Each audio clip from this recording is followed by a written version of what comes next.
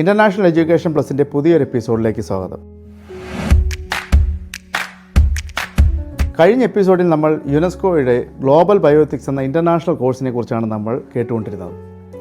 ആ കോഴ്സിനെ കുറിച്ച് കൂടുതൽ വിവരങ്ങൾ നമുക്കറിയാൻ വേണ്ടി ഇന്നും സന്തോഷ് ഭാസ്കർ സാർ നമ്മളോടൊപ്പമുണ്ട്. സാറിനെ ഈ എപ്പിസോഡിലേക്ക് സ്വാഗതം ചെയ്യുന്നു. ഈ ഗ്ലോബൽ ബയോഎത്തിക്സ് എന്ന കോഴ്സ് പഠിച്ചതുകൊണ്ട് ഒരാളുടെ ജീവിതത്തിൽ എന്ത് മാറ്റങ്ങളാണ് ഉണ്ടാകുന്നത്? എത്തിക്കൽ principles and universal declaration.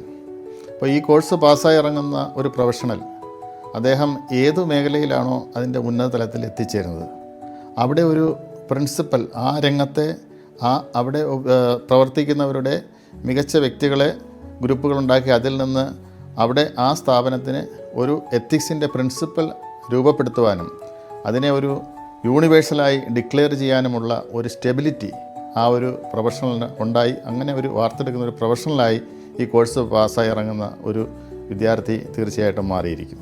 Global ബയോഎത്തിക്സ് എന്ന മാസ്റ്റർ ഡിഗ്രി പഠിക്കാൻ എന്ത് ക്വാളിഫിക്കേഷനാണ് വേണ്ടത്? ഇത് ആർക്കൊക്കെയാണ് പഠിക്കാൻ സാധിക്കുന്നത്?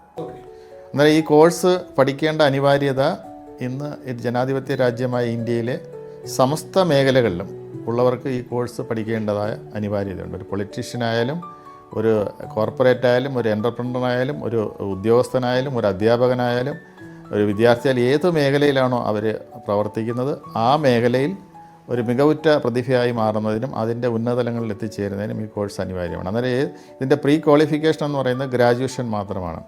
ഏത് ഗ്രാജുവേഷനാണോ നിങ്ങൾ എടുത്തിട്ടുള്ളത് ആ ഗ്രാജുവേഷൻ മാത്രമേ പ്രീ ക്വാളിഫിക്കേഷൻ. ഏത് ഗ്രാജുവേറ്റിനും ഈ കോഴ്സിന് വേണ്ടി അപ്ലൈ ചെയ്യാവുന്നതാണ്. മെഡിക്കലെന്നോ എഞ്ചിനീയറിംഗ് എന്നോ സയൻസ് എന്നോ ഒന്നുമില്ല, ഏതെങ്കിലും ഒരു ഗ്രാജുവേഷൻ മതി. ഗ്ലോബൽ ബയോഎത്തിക്സ് എന്ന കോഴ്സ് തിരഞ്ഞെടുക്കുന്ന ഒരു വിദ്യാർത്ഥി എന്തൊക്കെ ഡോക്യുമെൻ്റാണ് നമുക്ക് പ്രൊഡ്യൂസ് ചെയ്യേണ്ടത്?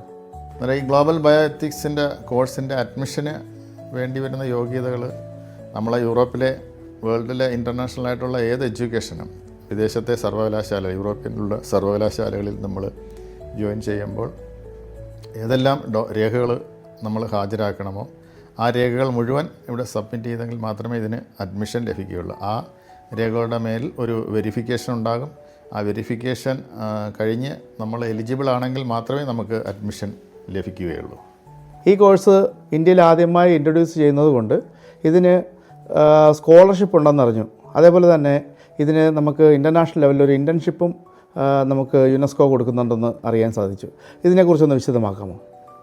യുനെസ്കോ ചെയർ ആദ്യമായി ഈ കോഴ്സ് ഇന്ത്യയിൽ ഇംപ്ലിമെൻറ്റ് ചെയ്യുന്നതുകൊണ്ട് ആദ്യമായി ബാച്ചിൽ കയറുന്ന വിദ്യാർത്ഥികൾക്ക് വലിയ 2 അവസരങ്ങളാണ് ഒരുക്കിയിരിക്കുന്നത്.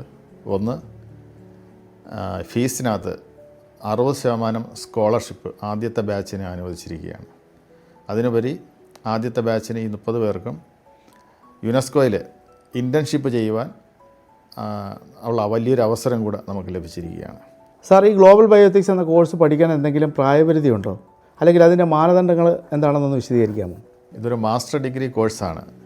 ഇതിൽ ജോയിൻ ചെയ്യുന്നതിൻ്റെ പ്രായപരിധി എത്രയാണെന്ന് ചോദിച്ചാൽ നമുക്ക് ഡിഗ്രി കഴിഞ്ഞ സമയം മുതൽ ഇതിനകത്ത് ജോയിൻ ചെയ്യാം. ഇതിനകത്ത് പ്രായപരിധിയില്ല.